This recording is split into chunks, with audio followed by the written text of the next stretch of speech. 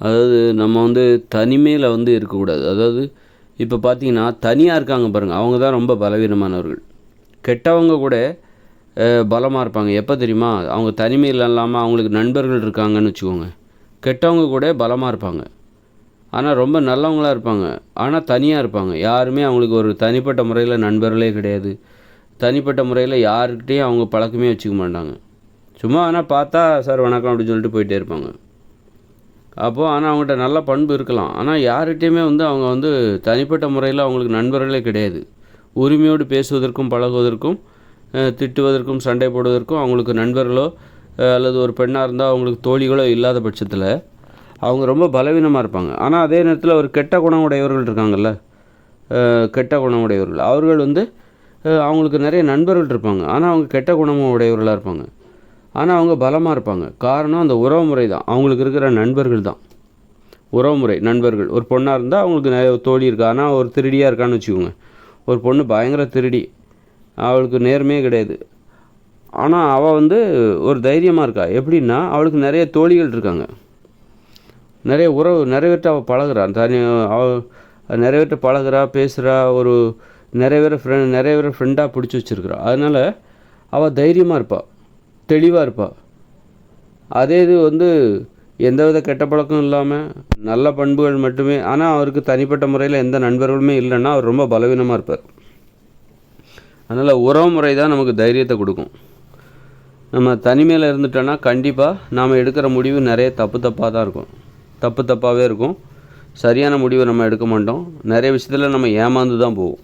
தனிமையில இருந்தா ஏமாந்து போயிருவோம். உலகத்த பத்தின அறிவே நமக்கு கிடைக்காது. இந்த உலகத்த பத்தின அறிவு நமக்கு எப்படி கிடைக்குது தெரியுமா? நாம நம்மகிட்ட யார் தனிப்பட்ட முறையில நல்ல மாரி நெருங்கி பழகுறாங்களோ, அவங்க மூலமா தான் இந்த உலகத்த நம்ம புரிஞ்சுப்போம். சும்மா ஒருத்தர் அப்படி ஒரு அலுவலக உறவுகள் இருக்குல்ல, மேலோட்டமா பழகுவாங்க, மேலோட்டமா பேசுவாங்க, பேசிட்டு போயிட்டு இருப்பாங்க. அவங்க மூலமா நம்ம இந்த உலகத்த தெரிஞ்சுக்க முடியாது. இந்த மனிதர்களை பற்றிய அறிவு நமக்கு தெரிஞ்சுக்க முடியாது. மனிதர்களை பத்தின அறிவு நமக்கு எப்போ கிடைக்கும் அப்படின்னா, நம்மக்கிட்ட நெருக்கமா பேசுகிறாங்க பாருங்கள், உரிமை எடுத்து பழகுறாங்க பாருங்கள், நண்பர்கள், க்ளோஸ் ஃப்ரெண்ட்ஸு, ரொம்ப நெருங்கிய நண்பர்கள், நெருங்கிய தோழிகள், உரிமையோடு திட்டுறதுக்கும், திட்டு வாங்குறதுக்கும், அந்த மாதிரியான உறவுகள் நமக்கு இருந்தால் மட்டும்தான், அவங்க மூலமாக தான் நம்ம இந்த உலகத்தையே தெரிஞ்சுக்க முடியும். உலகத்தில் மனிதர்களுடைய கேரக்டரை தெரிஞ்சுக்க முடியும். அப்போ தான் நம்ம தெளிவாக இருப்போம், தைரியமாக இருப்போம். உலகத்தை யாரும் நம்மளை ஏமாற்ற முடியாத அளவுக்கு நம்ம தைரியமாக இருப்போம். அதுவே நமக்கு எந்த நண்பர்களுமே இல்லை, யாரும் நம்ம நெருங்கி பழகுற அளவுக்கு, உரிமையோடு பேசுகிற அளவுக்கு, பழகுற அளவுக்கு எந்த வித உறவுகளும் இல்லை, தோழிகளும் இல்லை அப்படின்னு வச்சுக்கோங்க, தனியாக இருக்கிறோம் அப்படின்னா, நமக்கு இந்த உலகத்தை பற்றி தெரியவே தெரியாது, மனிதர்களை பற்றி தெரியவே தெரியாது. மனிதர்கள் நம்மளை ஏமாற்றிடுவாங்க. மனிதர்களை பற்றின நம்ம அறிவே நமக்கு இருக்காது. மனிதர்களை பற்றின அறிவுங்கிறது நம்ம யார்கிட்ட நெருக்கமாக பழகுறோமோ அவங்க மூலமாக தான் நமக்கு மனிதர்களை பற்றி, அவங்கள புரிஞ்சுக்கிறதுனால தான் நம்ம இந்த மனிதர்களே புரிஞ்சுக்கிறோம். அதனால் நீ கெட்ட குணம் இருக்கிறனாலையோ நல்ல குணம் இருக்கிறனால அது முக்கியம் கிடையாது. நீ தைரியமாக இருக்கணும்னா உனக்கு உறவு தேவை, ஃப்ரெண்ட்ஸு தேவை, நெருங்கிய உறவினர்கள், நெருங்கிய நட்பு வட்டாரம், நெருங்கிய தோழிகள், இவங்க தேவை. இந்த மாதிரி உரிமையோடு பேசுவதற்கும் பழகுவதற்கும் நம்பிக்கையோட உறவுகள் தேவை. அது உங்கள் அம்மாவை கூட இருக்கலாம், அப்பாவை கூட இருக்கலாம். நெருங்கி பழகுறவங்க அம்மா, அப்பா, அப்பா, அந்த மாதிரி மகன், மகள், அப்படி குடும்ப உறுப்பினராகவும் இருக்கலாம், ஃப்ரெண்ட்ஸாகவும் இருக்கலாம். நெருங்கிய உறவினர்கள் உனக்கு தேவை. நெருக்கமாக உரிமையோடு பழகுகிறவர்கள் உனக்கு தேவை. யாருமே எனக்கு தேவையில்ல, அப்பா அம்மா யாருமே எனக்கு தேவையில்ல, அண்ணன் தம்பி எல்லாமே பொய், நண்பர்கள் எல்லாமே பொய், தோழிகள் எல்லாமே பொய், நான் தனியாகவே இருந்துக்கிறேன் அப்படின்னு இருக்கிறாங்களா, அவங்களுக்கு மனிதர்களை பற்றின அறிவு தெரிவதற்கு வாய்ப்பே இல்லை. அதனால் அவங்க நிறைய விஷயங்களை ஏமாந்துருவாங்க. இந்த உலகத்தை பற்றி அவங்களுக்கு தெரியாது, நிறைய விஷயத்தில் ஏமாந்துருவாங்க. அப்புறம் தைரியம் குறைவாகவும் இருக்கும். அதே நேரத்தில் ஒரு கெட்ட குணம், ஆனால் அவங்க நிறைய நண்பர்கள் இருக்காங்க, தோழிகள் இருக்காங்கன்னா அவங்களாம் விவரமாக இருப்பாங்க. ஒரு கெட்ட குணம், ஒரு திருடுற வழக்கம் உடைய அளவு, திருடுறவங்க, நேர்மை இல்லாதவங்க, லஞ்சம் வாங்குவாங்க, அவங்கள்ட்ட கெட்ட குணம் தான் இருக்கும். ஆனால் அவங்க என்ன பண்ணுவாங்கன்னா நிறைய பேர்கிட்ட பழகுவாங்க, நிறைய நண்பர்கள், க்ளோஸ் ஃப்ரெண்ட்ஸ் இருப்பாங்க. தனிப்பட்ட முறையில் நெருங்கி பழகுகிற நம்பிக்கையான உறவுகளை நிறைய பேர் சேர்த்து வச்சுருந்தாங்கன்னா அவங்க கெட்டவர்களாக இருந்தால் கூட தைரியமாக இருப்பாங்க. அதனால் நம்ம நல்லவராகவும் இருக்கணும், அதே நேரத்தில் நம்ம தைரியமாகவும் இருக்கணும். நல்லவராக இருக்கிறேன் அப்படின்னு சொல்லி தனிமையில் இருக்கக்கூடாது.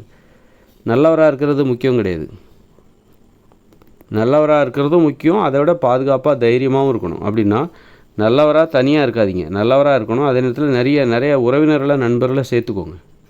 தனிப்பட்ட முறையில் உரிமையோடு பழகுற உறவினர்கள், நண்பர்கள், நட்பு வட்டாரங்கள் உங்களுக்கு தேவை. அப்போ தான் நீங்கள் நல்லவராகவும் இருக்க முடியும், அதே நேரத்தில் தைரியமாகவும் இருக்க முடியும். நீங்கள் நல்லவராக இருந்துட்டு எந்தவித நண்பர்களும் தனிப்பட்ட முறையில் நெருங்கிய உறவினர்கள் யாருமே இல்லை அப்படின்னா நீங்கள் பலவீனமாக இருப்பீங்க. மனிதர்களை பற்றின அறிவே உங்களுக்கு இருக்காது. கெட்டவங்க உங்களை வந்து ஏமாற்றிட்டு போயிடுவாங்க.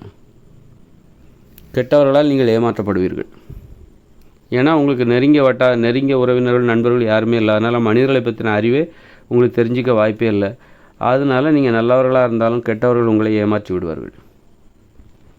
அதனால் நீங்கள் நல்லவராகவும் இருக்கணும், அதே நேரத்தில் பாதுகாப்பாகவும் இருக்கணும், தைரியமாகவும் இருக்கணும். அப்படின்னா தனிமையில் என்றைக்குமே இருக்கக்கூடாது. யாராக இருந்தால் தனிமையில் இருக்கக்கூடாது. எனக்கு யாருமே கிடையாது, எனக்கு நண்பர்களும் கிடையாது, குடும்பத்தினரும் கிடையாது, நம்பிக்கையோடு பழகுவதற்கு எந்த உறவுமே இல்லை அப்படின்னா நாம் அவ்வளோதான். நம்மளால் இந்த உலகத்தை புரிஞ்சிக்க முடியாது. நாம் எடுக்கிற முடிவெல்லாம் தப்பாக இருக்கும். அப்புறம் ஏமாற்றம் தான் மிஞ்சும். கெட்டவர்களால் நாம் ஏமாற்றப்படுவோம். எடுக்கிற முடிவு எல்லாமே தப்பாக தான் இருக்கும்.